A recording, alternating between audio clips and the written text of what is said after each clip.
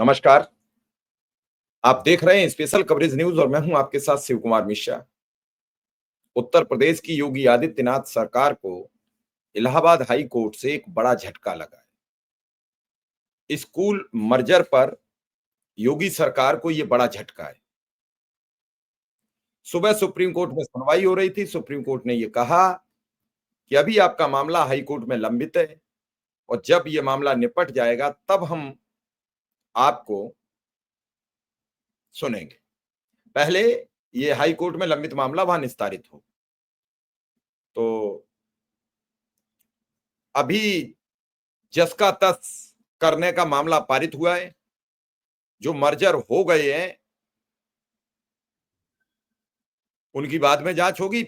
अब जो मर्जर होने वाले थे जिनके बारे में अभी चर्चा शिफ्ट नहीं हो पाए हैं किसी कारण से और पुराने स्थान पे चल रहे हैं, वो सब पुराने स्थान पर चलते रहेंगे।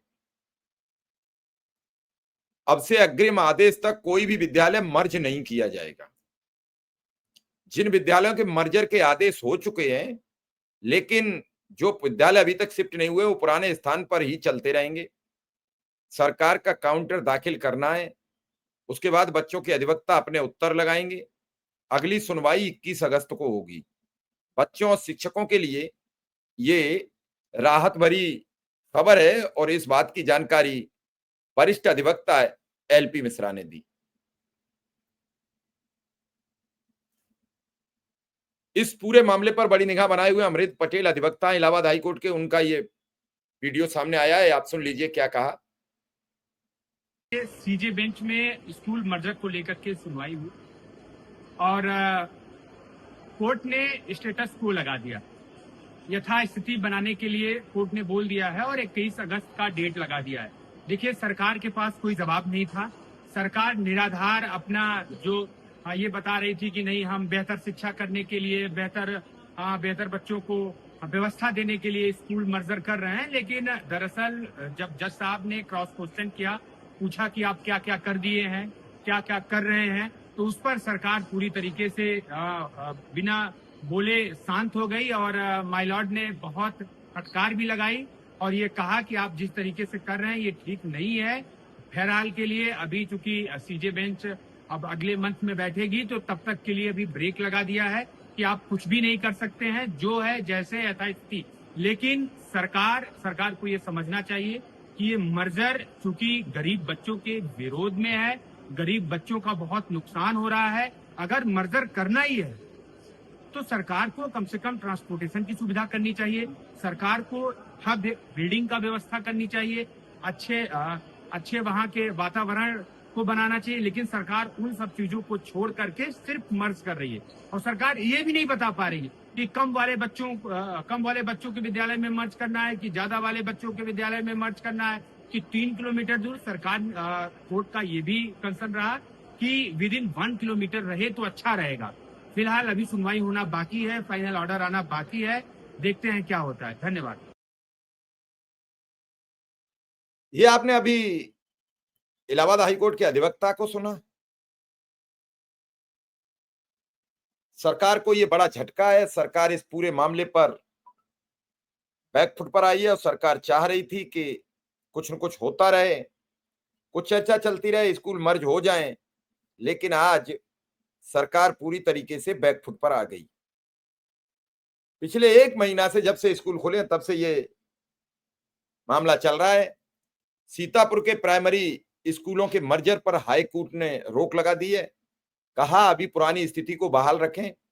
21 अगस्त को अगली सुनवाई होगी, यानी अब मर्जर रुक जाएगा। लखनऊ हाईकोर्ट ने सीतापुर के स्कूलों के मर्जर पर रोक लगा दी है। ये लखनऊ हाईकोर्ट ने ही लगाई है। कोर्ट ने कहा अभी इस जिले में पुरानी स्थिति को बहाल रखा जाए।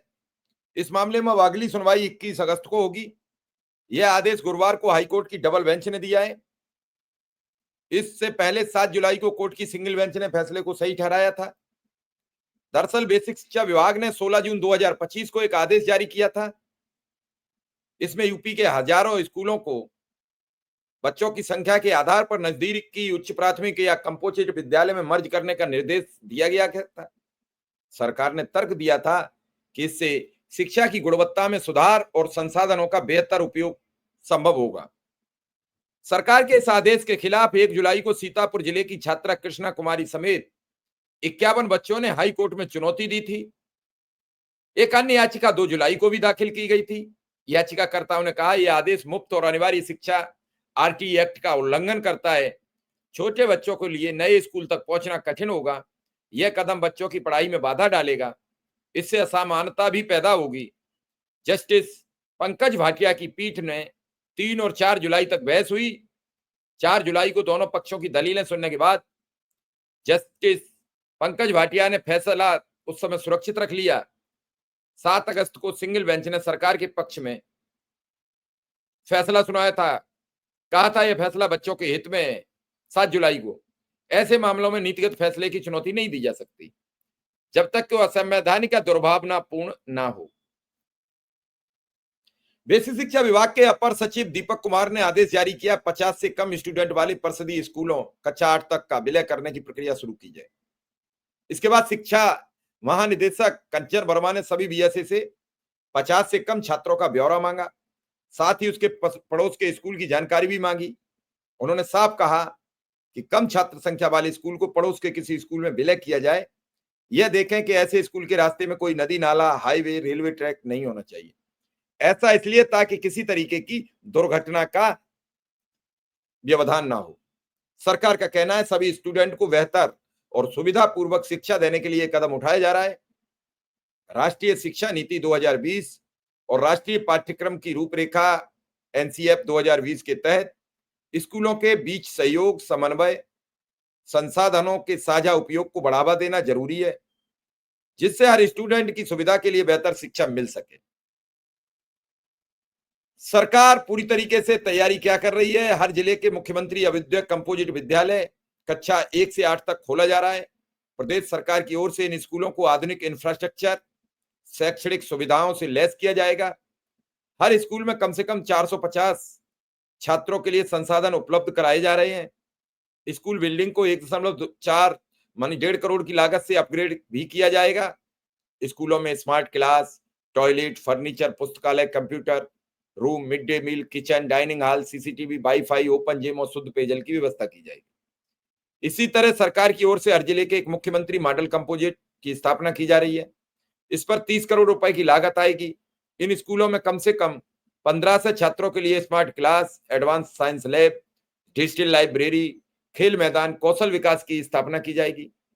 कक्षा 11-12 के विज्ञान, वाणिज्य और कला संकाय की अलग अलग कक्षाओं का प्रावधान किया जाएगा।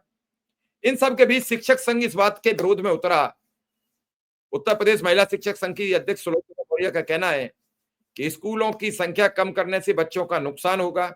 अभी 1 किलोमीटर की दूरी पर ही बच्चे स्कूल नहीं आते हैं।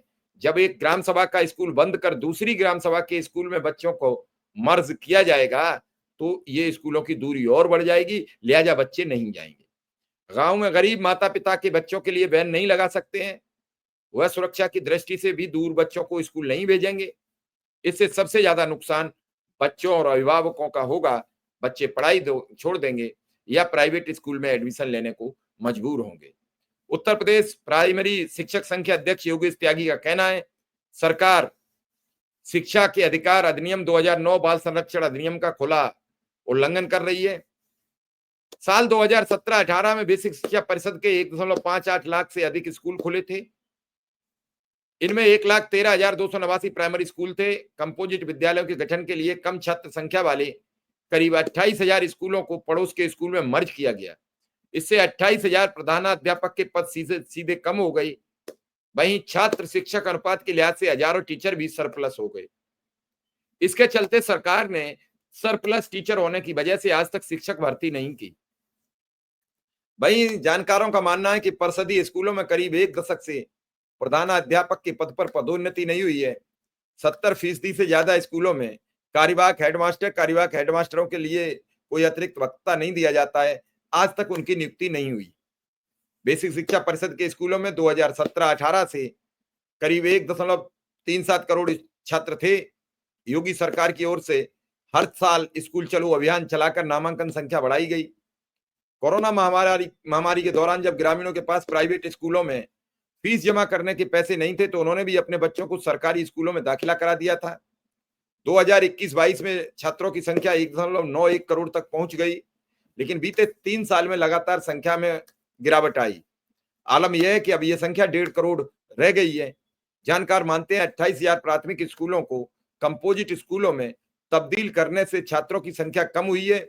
महकमे के अधिकारी कह रहे हैं शिक्षकों की ओर से नामांकन बढ़ाने, गुणवत्ता सुधार में दिलचस्पी नहीं ली जाती है, इसलिए बच्चे प्राइमरी स्कूलों को छोड़कर सरकारी की तरफ रुख कर रहे हैं। लेकिन सवाल यह है, क्या इस मर्जर से सरकार को कोई राहत मिलेगी? इस मर्जर से आम ग्रामीण का नुकसान जरूर होगा। ये बात मैं तथ्यात्मक पुख्ता सबूतों के तौर पर और आधार पर कह रहा हूं।